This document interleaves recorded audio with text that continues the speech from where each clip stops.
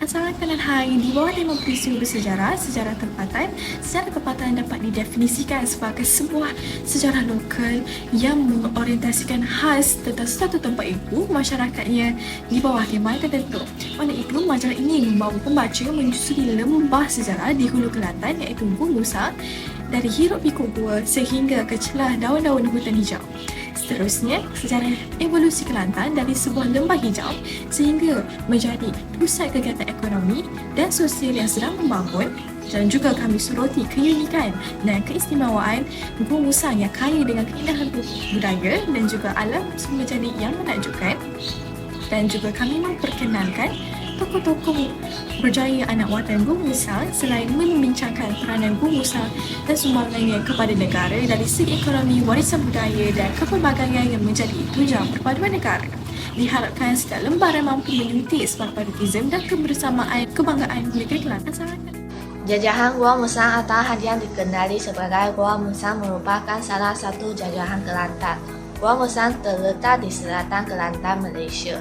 Ianya merupakan pintu masuk ke negeri Kelantan dari arah selatan melalui jalan darat iaitu Kuala Lipis. Jajahan Gua Musang dikenali sebagai jajahan pedalaman Kelantan kerana kawasan ini amat terpencil. Gua Musang merupakan jajahan yang terbesar di Kelantan kerana separuh daripada negeri Kelantan terdiri daripada jajahan Gua Musang. Menurut cerita orang dulu, pada suatu masa dahulu, terdapat sebuah gua di Gua Musang ini. Di dalam gua itu terdapat seekor musang yang besar dan seekor ayam. Mereka boleh hidup berbaik-baik antara satu sama lain. Maka nama tempat ini pun dinamakan Gua Musang. Menurut statistik 2023, jumlah penduduk seramai 21.242 orang. Masing-masing lelaki 10.898 orang dan perempuan 10.344 orang. Kedudukan yang strategis serta bentuk muka bumi yang unik dengan dikelilingi oleh gua-gua mengalahkan industri pelancongan. Hai, Assalamualaikum. Nama saya Siti Khadijah binti Subenyu dengan nombor matriks 297277. Baiklah, kita teruskan pula dengan pembangunan Gua Musang. Pembangunan Gua Musang bermula dari sektor pertanian yang tidak hanya memberi sumbangan besar kepada ekonomi setempat, malah ia juga memberi peluang kepada generasi muda untuk bersama-sama terlibat dalam peningkatkan hasil pertanian. Melalui usaha pemuda dari KAF wilayah Gua Musang, tanah yang sebelum ini terbiar telah ditanam kelapa sawit, pokok getah dan padi dengan berjaya. Seterusnya memberi impak positif kepada ekonomi setempat dan menyelesaikan masalah tanah terbengkalai. Selain itu, pembangunan perumahan di Gua Musang turut memainkan peranan penting dalam membangunkan Gua Musang. Pembangunan perumahan ini terlibat dalam membangunkan rumah mampu milik yang pelbagai supaya pilihan untuk penduduk setempat memilih rumah yang diingini tidak terlalu terhad. Inisiatif ini memberi peluang kepada setiap individu untuk memiliki rumah mengikut keperluan dan kemampuan masing-masing. Akhir sekali, pembangunan infrastruktur juga merupakan inti pembangunan Gua Musang. Pelbagai jaringan jalan raya telah terbina kerana kedudukannya yang strategik mampu menghubungkan beberapa negeri di Semenanjung dan menjadikan Gua Musang sebagai pusat transit penting. Dengan kemudahan jalan raya yang telah dimajukan, Gua Musang telah menjana aktiviti ekonomi terutama dalam bidang logistik dan perdagangan serta meningkatkan aksesibiliti kepada kawasan lain dan memudahkan aktiviti ekonomi tempatan. Dengan ini, terbuktilah bahawa Gua Musang juga tidak ketinggalan dari terus membangun seiring dengan daerah-daerah lain. Keistimewaan Gua Musang. Salam, saya Siti Rahimah pilih kami dengan nombor matrik 297344. Lengkap keindahan alam dan pesona budaya yang memikat, Gua Musang punya keunikan dan keistimewaannya yang tersendiri. Oleh itu, saya bawakan 5 keistimewaan utama Gua Musang yang boleh diterokai oleh para pengunjung. Pertama, Museum Eco Park. Museum Eco Park merupakan sebuah pusat setempat atau OSC yang menyediakan berbagai kemudahan dan aktiviti menarik yang menjadi nafas baru bagi industri pelancongan di Gua Musang. Batu kapur yang dikelilingi oleh anak tangga dan kabel bagi merata di mana pendaki boleh meluncur ke bawah secara Flying Fox melalui 2 mod ketinggian. Kawasan parking kenderaan luas, warung rusa, kolam renang, bersang dan juga masjid sering dibanjiri, terutamanya para musafir. Kedua, Masjid Razali kini punya rekaan persis Masjidil Haram di Kota Mekah dan sering menjadi pilihan terutamanya waktu tarawih. Replika Kaabah dalam masjid ini dibangunkan melalui cantum mic muka skrin LED dan ruangan solat mampu menampung sehingga 3,500 jemaah dalam satu masa. Bilik kuliah, dewan makan, pejabat imam, pakaian luas serta kemudahan kursus secara praktikal pada bakal haji antara kemudahan yang disediakan di sini Gua Batu Muda. Uniknya Gua Batu Muda ini, ia mendapat nama daripada lebah yang membina sarang di dinding-dinding gua yang menjadikan gua ini kaya dengan madu lebah. Batu kapur di sini mempunyai bentuk yang unik terhasil daripada hadisan air daripada air puncak gua yang mengalir ke bawah melalui celah-celah batu. Surau juga turut disediakan di dalam gua untuk kegunaan umat Islam. Sebalik keunikan Gua Batu Muda ini, ia pernah dijadikan sebagai markas persembunyian oleh tentera komunis berikutan lokasinya yang strategik, sekaligus mencatatkan bukti sejarah hitam yang pernah berlaku di bumi Gua Musang. Seterusnya, Tokong Swee Nyek Kong.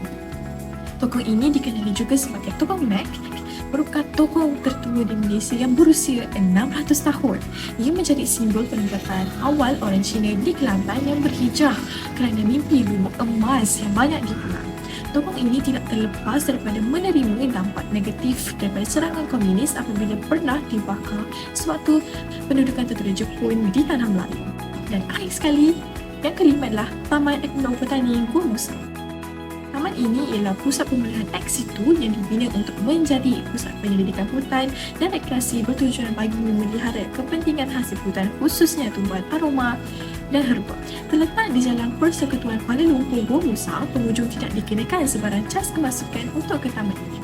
Tempat penyelidikan perhutanan dan pusat rekreasi yang berkawasan 35 hektar ini dilengkapi pelbagai aktiviti yang menarik seperti aktiviti mendaki, rock climbing dan juga perkemahan. Pengunjung juga boleh melawat tapak tanaman herba, pusat penternakan rusa dan burung kasawari. Kini, Taman Ekonomi Petani ini juga berkhidmat sebagai pusat latihan khidmat negara PLKN yang dilengkapi oleh kafe, spa, sauna, surau dan bilik persalinan yang luas dan mudah diakses oleh para pengunjung. Sekian sahaja daripada saya. Terima kasih. Ialah Tokoh Watan Gua Musang. Tokoh Watan Gua Musang yang kami pilih ialah Tengku Razali Hamzah. Mari sama-sama kita saksikan latar belakang tokoh ini.